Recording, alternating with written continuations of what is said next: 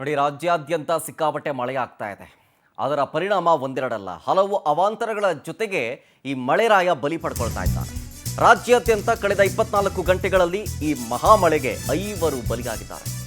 ಬೆಂಗಳೂರಿನಲ್ಲಿ 3 ಜನ, ಬೇರೆ ಜಿಲ್ಲೆಯಲ್ಲಿ 2 ಸಾವನ್ನಪ್ಪಿರುವುದು. ಟೋಟಲ್ ಆಗಿ 5 ಬಲಿಯಾಗಿದ್ದಾರೆ. ವಿದ್ಯುತ್ ಶಾಕ್ನಿಂದ 55 ವರ್ಷದ ವ್ಯಕ್ತಿ ಜೊತೆಗೆ ಆ ವ್ಯಕ್ತಿಯನ್ನ ಬಚಾವ್ ಮಾಡೋದಕ್ಕೆ ಹೋದಂತ 7 ವರ್ಷದ ಬಾಲಕ, 2 ಸಾವನ್ನಪ್ಪಿದರು. ಬಿಟಿಎಂ ಲೇಔಟ್ನ ಸೆಕೆಂಡ್ ಸ್ಟೇಜ್ NS ಪಾಳ್ಯದಲ್ಲಾಗಿರೋ ಘಟನೆ ಇದು. NS ಪಾಳ್ಯದ ಮಧುವನ ಅಪಾರ್ಟ್ಮೆಂಟ್ನಲ್ಲಿ ಈ ದುರಂತ ಸಂಭವಿಸಿತು. ಮತ್ತೊಂದು ಕಡೆ ಬೇರೆ ಬೇರೆ ಜಿಲ್ಲೆಯಲ್ಲೂ ಸೇರಿದಂತೆ ಟೋಟಲ್ ಆಗಿ 5 ಜನ ಮೃತಪಟ್ಟಿದ್ದಾರೆ. 5 ಮೃತಪಟ್ಟಿದ್ದಾರೆ.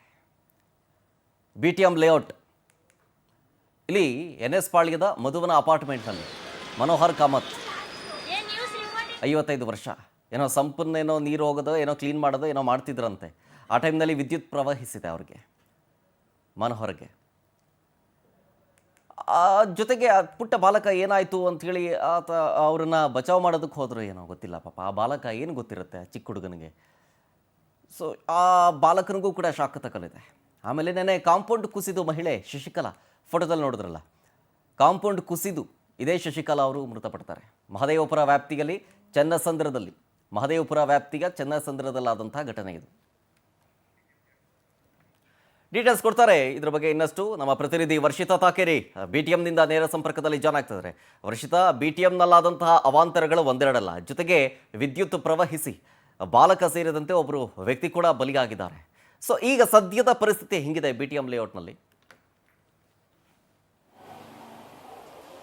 ಎಸ್ ಶರತ್, ಸತತವಾಗಿ 2 ದಿನದಿಂದ ಸುರಿಯುತ್ತಿರುವಂತಹ ಭಾರೀ ಮಳೆಗೆ ಬೆಂಗಳೂರು ಅಕ್ಷರಶಃ ನಲುಗಿ ಹೋಗಿದೆ.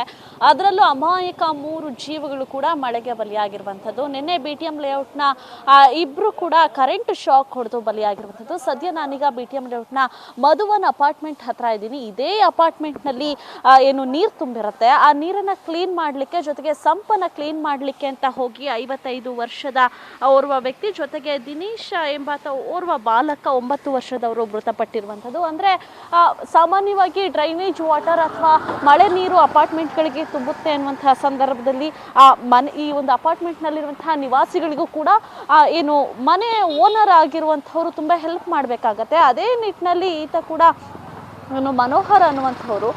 ಮನೋಹರ್ ಕಾಮತ್ ಅನ್ನುವಂಥವ್ರು ಹೋಗಿ ಏನು ಕ್ಲೀನ್ ಮಾಡುವಂತಹ ಸಂದರ್ಭದಲ್ಲಿ ಕರೆಂಟ್ ಶಾಕಿಗೆ ಬಲಿಯಾಗಿರುವಂಥದ್ದು. ಸದ್ಯ ನಿನ್ನೆ ಪೊಲೀಸರು ಕೂಡ ಸ್ಥಳಕ್ಕೆ ಪರಿಶೀಲನೆಯನ್ನು ಮಾಡಿ ಬ್ಯಾರಿಕೇಡನ್ನು ಕೂಡ ಹಾಕಿ ಹೋಗಿದ್ದಾರೆ. ಜೊತೆಗೆ ಏನು ಮೃತದೇಹವನ್ನು ಕೂಡ ಇನ್ನೂ ಕೂಡ ಪೋಸ್ಟ್ ಮಾರ್ಟಮ್ ಮಾಡ್ತಿರೋದ್ರಿಂದ ಸದ್ಯ ಮನೆ ಬಳಿ ಮೃತದೇಹವನ್ನು ಇನ್ನೂ ಕೂಡ ತಗೊಂಡು ಬಂದಿಲ್ಲ. ಯಾಕಂದರೆ ನಿನ್ನೆ ಇಡೀ ನೋಡ್ತಾ ಇದ್ವಿ, ಸಾಕಷ್ಟು ಜನ ಏನು ಮಳೆ ನೀರಿಗೆ ತತ್ತರಿಸಿ ಹೋಗಿದ್ರು. ಜೊತೆಗೆ ಸಾಕಷ್ಟು ಮನೆಗಳಲ್ಲೂ ಕೂಡ ಮಳೆ ನೀರು ತುಂಬಿಕೊಂಡಿತ್ತು. ಇನ್ನೊಂದು ಕಡೆಯಾಗಿ ಈ ಏರಿಯಾಗೆ ಕರೆಂಟ್ ಕೂಡ ತೆಗೆದಿರುವಂಥದ್ದು. ಯಾಕಂದರೆ ಆ ಕರೆಂಟ್ನ ವ್ಯವಸ್ಥೆಯನ್ನು ಕೂಡ ತೋರಿಸ್ತಾ ಹೋಗ್ತೀನಿ. ಯಾಕಂದರೆ ಬೆಸ್ಕಾಂ ಕೂಡ ಒಂದು ಕಡೆಯಾಗಿ ಕಟ್ಟುನಿಟ್ಟಿನ ಕ್ರಮವನ್ನು ಕೂಡ ತಗೋಬೇಕಾಗತ್ತೆ.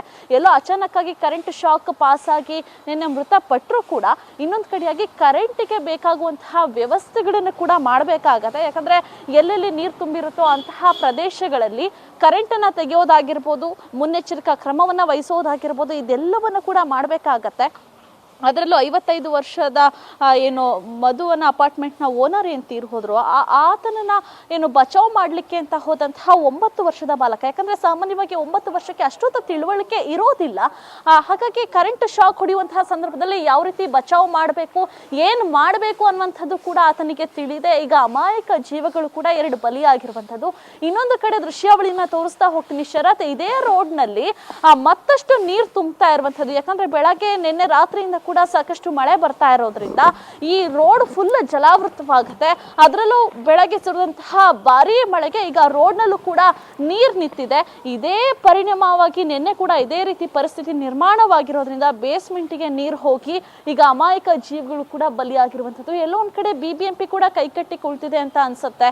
ಯಾಕಂದರೆ ನೀರು ತುಂಬುವಂತಹ ಸಂದರ್ಭದಲ್ಲಿ ಇದೇ ಏನು ಈ ಏರಿಯಾಗೆ ಸಾಕಷ್ಟು ಜನ ಕಂಪ್ಲೇಂಟನ್ನು ಕೂಡ ಹಿಂದೆ ಮಾಡಿದ್ರು. ಈ ಏರಿಯಾದಲ್ಲಿ ನೀರು ತುಂಬುತ್ತೆ, ಭಾರಿ ಕಷ್ಟ ಆಗ್ತಾ ಇದೆ, ನಮ್ಗಿರೋದಕ್ಕೆ ಆಗ್ತಾ ಇಲ್ಲ, ಚೇಂಬರ್ ವಾಟರ್ ಮನೆ ಒಳಗೆ ಬರುತ್ತೆ ಅನ್ನುವಂತಹ ನಿಟ್ಟಿನಲ್ಲಿ. ಆದರೂ ಕೂಡ ಯಾರೂ ಕೂಡ ತಲೆ ಕೆಡಿಸ್ಕೊಂಡಿಲ್ಲ. ಸದ್ಯ ದೃಶ್ಯಾವಳಿಯಲ್ಲಿ ಗಮನಿಸ್ತಾ ಇರ್ಬೋದು ಮನೆಯಿಂದ. ಓಕೆ, ಥ್ಯಾಂಕ್ ಯು ವರ್ಷಿತಾ ಡೀಟೇಲ್ಸ್ಗಾಗಿ. ಮತ್ತೊಂದು ಕಡೆ ಬೆಂಗಳೂರಲ್ಲಿ ಮತ್ತೆ ಮಳೆ ಶುರುವಾಗ್ತಾ ಇದೆ. ಈಗ ಡಬಲ್ ರೋಡಲ್ಲೂ ಅಷ್ಟೇ ಸಿಕ್ಕಾಪಟ್ಟೆ ಮಳೆ ಆಗ್ತಾ ಇದೆ. ಒಂದು ಕಡೆ ಸಿಲ್ಕ್ ಬೋರ್ಡ್ ದೃಶ್ಯಾವಳಿ ನೋಡ್ತಾ ಇದ್ದೀರಿ. ಈಗ ಡಬಲ್ ರೋಡ್ಗೆ ಹೋಗೋಣ. ಡಬಲ್ ರೋಡ್ನಲ್ಲಿ ನಮ್ಮ ಪ್ರತಿನಿಧಿ ಆನಂದ್ ಲೈವ್ನಲ್ಲಿದ್ದಾರೆ.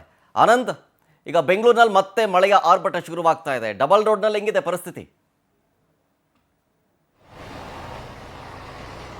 ಶರತ್, ಪ್ರಮುಖವಾಗಿ ಬೆಂಗಳೂರಿನಲ್ಲಿ ಬೆಳ್ಳಂಬೆಳಗ್ಗೆ ಧಾರಾಕಾರ ಮಳೆ ಶುರುವಾಗಿರ್ತಕ್ಕಂಥದ್ದು. ಈಗಾಗಲೇ ಹವಾಮಾನ ಇಲಾಖೆನೂ ಕೂಡ ಎಚ್ಚರಿಕೆಯನ್ನ ಕೊಟ್ಟಿದೆ. ಬೆಂಗಳೂರಿನಲ್ಲಿ ಸುಮಾರು 30ರಿಂದ 40 ಕಿಲೋಮೀಟರ್ ಅಂದ್ರೆ ವೇಗದಲ್ಲಿ ಗಾಳಿ ಬೀಸಿ ಮಳೆ ಆಗುತ್ತೆ ಅನ್ನೋ ಒಂದು ಮುನ್ಸೂಚನೆಯನ್ನ ಕೊಟ್ಟಿರ್ತಕ್ಕಂಥದ್ದು. ನೀವು ನೋಡಬಹುದು, ಈಗ ನಾವು BTS ರಸ್ತೆಯಲ್ಲಿ ಇದ್ದೀವಿ. ಇಲ್ಲೂ ಕೂಡ ಈ ಒಂದು ರಸ್ತೆ ಸಂಪೂರ್ಣವಾಗಿ ಜಲಾವೃತವಾಗಿರ್ತಕ್ಕಂಥದ್ದು. ಬೆಳಗ್ಗೆಯಿಂದಲೇ ಸುರಿತ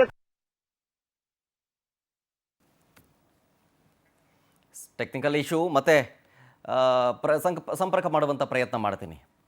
ಆದರೆ ಡಬಲ್ ರೋಡ್ ಸೈಡಲ್ಲೂ ಅಷ್ಟೇ ಈಗ ಮಳೆ, ಬೆಂಗಳೂರಿನ ಹಲವು ಭಾಗಗಳಲ್ಲಿ ಈಗ ಮತ್ತೆ ಮಳೆ ಶುರುವಾಗ್ತಾ ಇದೆ. ಈಗ ಮತ್ತೆ ಅವಾಂತರ ಎಲ್ಲ ಆಗ್ಬಿಡುತ್ತೋ ಅನ್ನೋ ಭಯದ ವಾತಾವರಣ. ಸೊ ಬೆಟರು ನೀವು ಇವತ್ತು ವರ್ಕ್ ಫ್ರಮ್ ಹೋಮ್ ತಗೊಳ್ಳೋದು, ಅಥವಾ ಇರಲಿ ಸಿಯಲ್ಲಿರುತ್ತೆ, ಇರುತ್ತೆ, ಸಿಕ್ ಲೀವ್ ಇರುತ್ತೆ, ತಗೊಂಡು ಸುಮ್ಮನೆ ಮನೇಲಿ ರೆಸ್ಟ್ ಮಾಡೋದು ಬೆಸ್ಟು. ಆಚೆಗೆ ಬಂದೇನಾದರೂ ಅವಾಂತರದಲ್ಲಿ ನಾವು ಅದಕ್ಕೆ ಬಲಿಪಶು ಆಗೋದ್ರ ಬದಲು ಸುಮ್ಮನೆ ಸೇಫಾಗಿ ಮನೇಲಿರೋದೇ ಬೆಸ್ಟು ಅಂತ ಅನಿಸುತ್ತೆ ಈ ಹಂತದಲ್ಲಿ, ಅಂಟಿಲ್ ಆ್ಯಂಡ್ ಅನ್ಲೆಸ್ ಎಮರ್ಜೆನ್ಸಿ.